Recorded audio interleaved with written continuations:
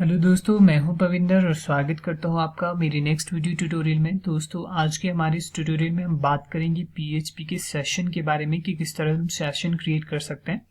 दोस्तों, last video में session के बारे में मैंने आपको इंट्रोड्यूस करवाया था। सेशन क्या होते हैं, किस तरह से काम करते हैं, क्या एडवांटेजेस और डिसएडवांटेजेस रहती है सेशन की। आज के हमारे इस ट्यूटोरियल में हम सेशन क्रिएट करना सीखते हैं। आइए चलिए शुरू करते हैं। सबसे पहले मैं पीएचपी का ओपनिंग टैग और पीएचपी का क्लोजिंग टैग यहाँ पे यूज कर रहा हूँ। दोस्तों, सेशन को क्रिएट करने के लिए सबसे पहले यूज किया जाता है सेशन स्टार्ट फंक्शन का यूज किया जाता है। दोस्तों, ये सेशन स्टार्ट फंक्शन जो है दो काम करता है। पहला, ये अगर हमारे पास जो है सेशन आईडी एग्जिस्ट करती है, सेशन फाइल एग्जिस्ट करती है, तो कुकी में जो रेफरेंस आईडी हमारे पास स्टोर होती है, उस रेफरेंस आईडी को लेके सर्वर में जाके वो फाइल ढूंढता है और जो भी डेटा उसके अंदर रिजाइड करता है उसको एक सुपर ग्लोबल वेरिएबल में असाइन करता है हम, और उस डेटा को गेट कर सकते हैं by using that reference ID. लेकिन अगर वो फाइल एग्जिस्ट नहीं करती है तो ये कहता है आप एक नई रेफरेंस आईडी वहां पे क्रिएट करो और उसको प्रिपेयर करो ताकि जब भी यूजर को रिक्वायर्ड है वो उसको फ्यूचर में यूज कर सके एज ए रेफरेंस आईडी। तो ये सारा फंक्शनिंग जो है इस सेशन स्टार्ट फंक्शन का रहता है। दोस्तों, मैंने सेशन के बारे में एक चीज बताई थी कि सेशन जो है कुकीज का यूज करते हैं और कुकी हेडर्स का यूज करते हैं। और हेडर के बारे में एक इंफॉर्मेशन थी कि हेडर जो है किसी भी HTML कंटेंट से पहले आते हैं। तो हमारा ये जो फंक्शन है ये आएगा बिल्कुल टॉप में किसी भी HTML के कंटेंट से पहले। सेव कर देता हूँ। उसके बाद अब हमारे पास सेशन जो है क्रिएट हो चुका है। अब हम यहाँ पे वेरिएबल स्टोर कर सकते हैं, जो भी वेरिएबल या डेटा या इंफॉर्मेशन हम स्टोर करना चाहते हैं। तो हम यूज करते हैं PHP opening tag and PHP closing tag. और यहाँ पे दोस्तों हम यूज करेंगे सुपर ग्लोबल वेरिएबल सेशन।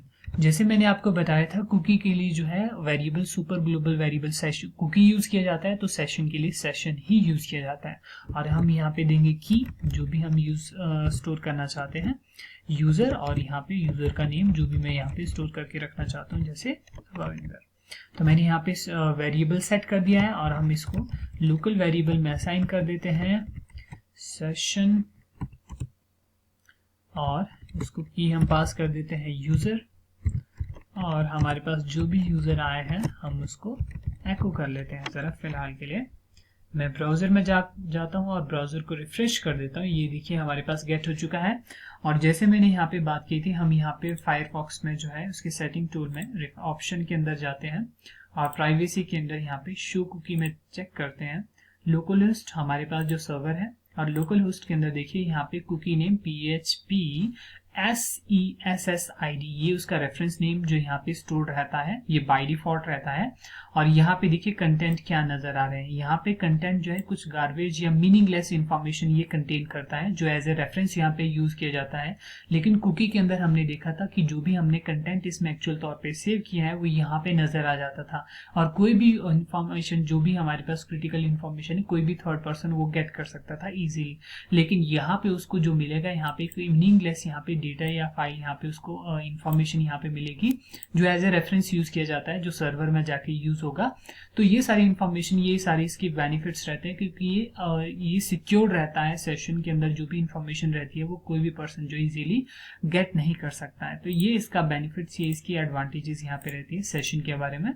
तो आपने याद रखना, सेशन स्टार्ट इस फंक्शन का यूज करते हैं और इस तरह से हम वेरिएबल को यहाँ पे इस तरह से सेशन के अंदर यहाँ पे सेट कर सकते हैं, और जो भी वैल्यू हम गेट कर सकते हैं एट द सेम टाइम। जो भी रिक्वेस्ट और रिस्पॉन्स साइकिल हम देखो एक ही टाइम में दोनों काम करते हैं, रादर देन जो हमने कुकी के अंदर सेपरेटली वर्क किया था। ये इसके एडवांटेजेस है।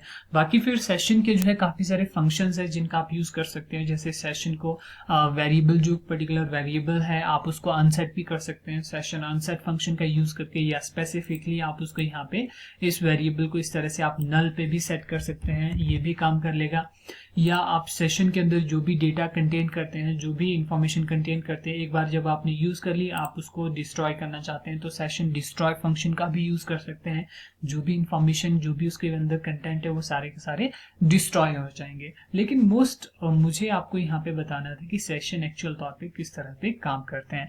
बाकी php.net/manual उसके अंदर आप जाके जितने भी सेशन से रिलेटेड फंक्शन है वो ग्रैब कर सकते हैं और लर्न कर सकते हैं। होप दोस्तों आपको काफी हद तक क्लियर हुआ होगा सेशन किस तरह से क्रिएट किया जाता है।